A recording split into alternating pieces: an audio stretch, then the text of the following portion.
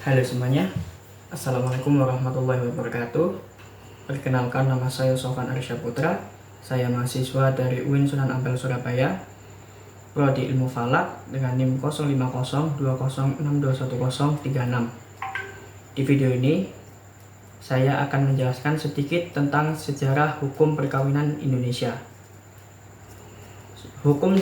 Sejarah hukum perkawinan Indonesia dibagi menjadi 3 masa. Yang pertama adalah masa sebelum kemerdekaan. Masa yang kedua adalah masa kolonialisme. Yang ketiga adalah masa setelah kemerdekaan.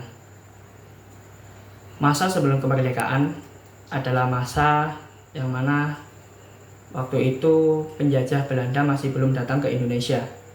Namun di waktu yang bersamaan, agama Islam sudah mulai menyebar atau masuk ke wilayah Nusantara. Tepatnya sekitar abad ke-13 Masehi. Dan mulai berkembang itu sejak abad 14 Masehi. Nah, di waktu yang bersamaan, hukum Islam ini juga mulai diterapkan di kalangan masyarakat.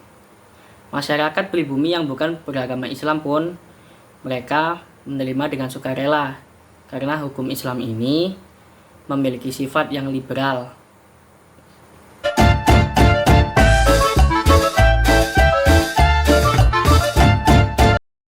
Selanjutnya di masa kolonialisme. Pada masa kolonialisme ini adalah awal datangnya penjajah Belanda ke Indonesia. Awalnya, penjajah Belanda ini hanya datang untuk memperluas wilayah perdagangan mereka. Namun pada akhirnya mereka juga berniat menjajah Indonesia dengan mendirikan VOC. Nah, VOC ini sendiri itu memiliki 2 wewenang, baik itu sebagai pedagang maupun sebagai pemimpin pemerintah. Pada wewenang pemerintah ini, VOC juga mengatur tentang hukum perkawinan, yang mana hukum perkawinan ini diatur pada Undang-Undang Perdata.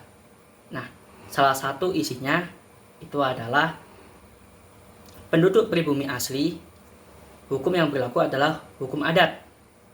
Selanjutnya, penduduk pribumi yang beragama Islam, maka hukum yang berlaku adalah hukum perkawinan Islam.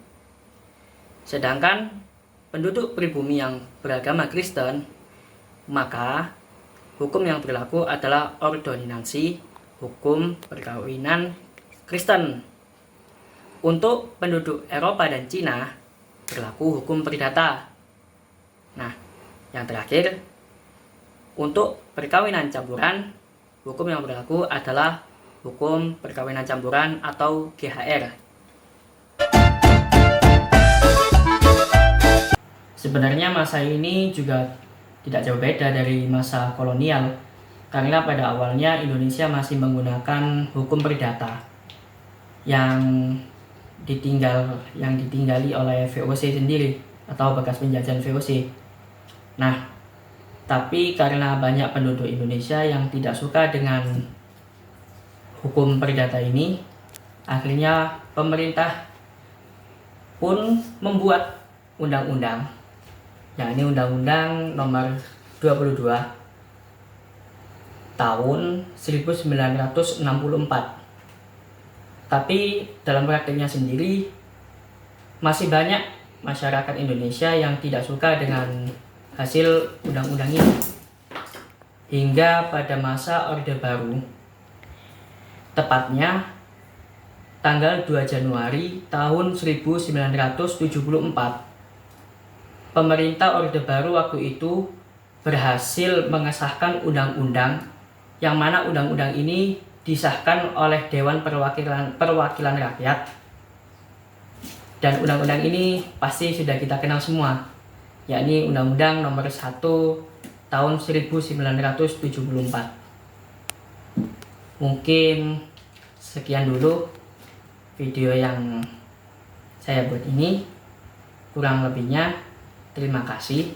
Wassalamualaikum warahmatullahi wabarakatuh.